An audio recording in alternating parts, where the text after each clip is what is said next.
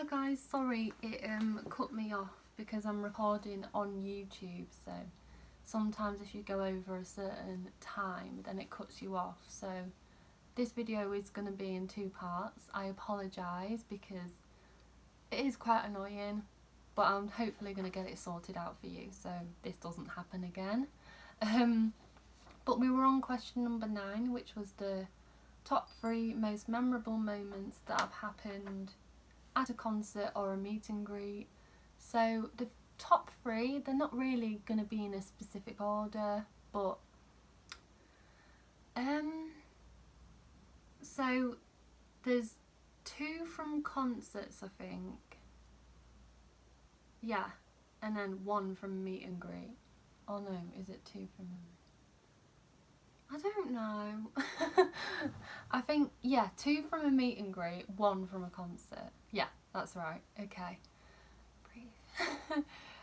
So they do involve a bit of a story, so I'm really sorry if this goes on for quite a while. So one of them happened, well, I'm going to do it in an order actually. So in at number 3 is when me and Helen went to see the Vamps in my hometown, Harrogate. And we had VIP meet and greet, and we went along to the venue, couldn't really find where we had to go or like what time we'd be allowed to queue up. So we eventually found it after going through going everywhere trying to find it. We eventually found it and we went up to the security and said, look, we've come for the Vamps VIP, we just want to know what time we'll be able to queue up. And she said that we'd be allowed to queue up from 3 o'clock. So instead of going off and then coming back, we just sat on a bench. I carried on with my vlog to update what was going on, and we sort of worked out that me and Helen were going to be the first VIPs to meet the Vamps for Harrogate, and I was a bit like, what? And it was crazy. I never in a million years would have expected it, ever. And I remember we got in the queue and we were first, and we were literally first to check in, first to do everything. And we checked in, got all our stuff that you needed, and then, as always, it's me, so I needed the toilet. So I went to the toilet, came back, and a few people had got in front of us in the queue, and one of the loveliest security, VIP people, didn't catch his name. If I would have caught his name, I would have thanked him, because he was the best. He was so good. And he sort of beckoned over to me, come here, and I was like, what have I done? And he sort of said to me, look, before you went to the toilet I noticed you were first, so stand by the escalator. So I stood by the escalator, not really knowing what was going on, and then it sort of hit me that means I'm going to be first. And I literally was the first person to meet them. So, and the funny thing is, me and Helen didn't even know that the boys had turned up, because the VIP woman just went, it's your turn. And I was like, and I said to her, but they're not here yet. And she went, yes they are, look behind the curtain. Not joking. Turned around the curtain and they were all just stood there, and I was like, hi. So that moment for me was just, I think it's what made that show extra special, because obviously my hometown. So yeah, it was just the best. In at number 2 is one of my favourite people. You know who you are if you're watching. It's no one other than JJ Hamlet, my favourite member of Union J. Like, one of the nicest and most genuine, down-to-earth people you'll ever meet. He is just super, super, super friendly. Every time I've like met him or interacted with him one way or another online or through social media or anything, he's always been like super friendly and just amazing, because he is amazing. And I went to see him in a pantomime in Blackpool with my mum. I managed to get us tickets, and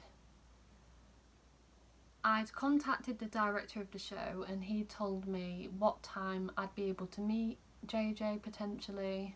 So I turned up at the time and met him, and I'm not joking, literally met him like 3 times that day, that night, which was like so weird. Not weird, but like, well, it was, to be honest. So I met him one time, had a lovely chat, had photos, and then went to Nando's for tea before the show. Did a little walk and tried to get a photo with the Blackpool Tower, came back and I heard someone shout my name, and I was like, I don't know anyone in Blackpool, why would someone know who I was? So I turned around and JJ and Olivia, the person who played Cinderella, were just walking back towards the theatre. And then after the show I met him again, and yeah, it was just so nice. It was really, really nice. I do miss him a lot. So JJ, if you're watching, mwah. And number one had to be this amazing moment. Me and my friend for the LM5 tour managed to get VIP front row centre for Leeds, which was amazing. We literally turned up, sat in our seats, and were like, just couldn't fathom that we were literally front row. Like, it was crazy. Yeah, it was mad. And the show began, Little Mix came on. Perry, the little legend that she is, would not stop interacting with me throughout every single song. And yeah, she was just amazing as always. I love Perry. I mean, I love them all, I do, but Perry's just done a lot for me as a fan, and I appreciate her a lot. And there was this one moment for me which stood out throughout the whole night. After it happened, I would not stop talking about it. I can't stop watching the video because I managed to video it. And it was just one of them moments really that, like, it didn't seem real at the time, and I sort of forgot about it until I watched the video back, and I was like, oh. And Touch was the final song, and all night she'd been interacting with me, and I was sort of expecting like a massive interaction at the end, but I wasn't getting my hopes up. I was like, if she doesn't do it, she doesn't do anything, that's fine. And towards the end of throughout the whole song, she was on the other side of the stage, and then when they did the dance break, she literally came walking all the way over to me, literally like stood opposite me and just interacting with me, for like singing to me, dancing, and it was just great. And then it got to them like bowing, and then she sort of like blew me the biggest kiss I've ever seen. I was like, me? I just couldn't believe it in a way. It was just such a good moment. It'll always be special to me, and yeah, I'll just never forget it ever.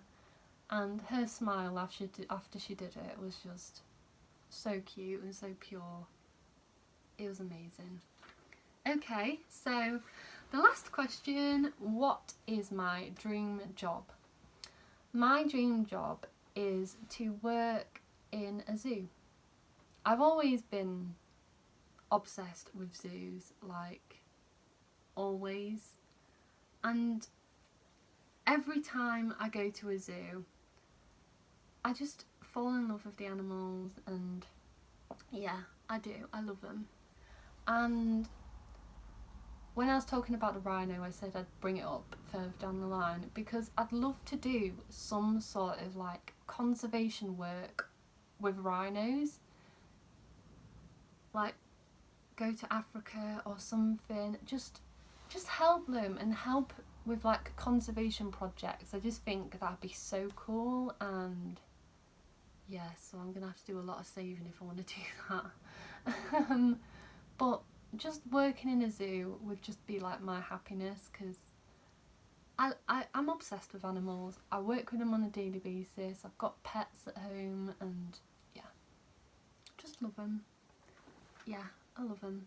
But anyway, that was part 2, and that was the video. So I hope you all enjoyed.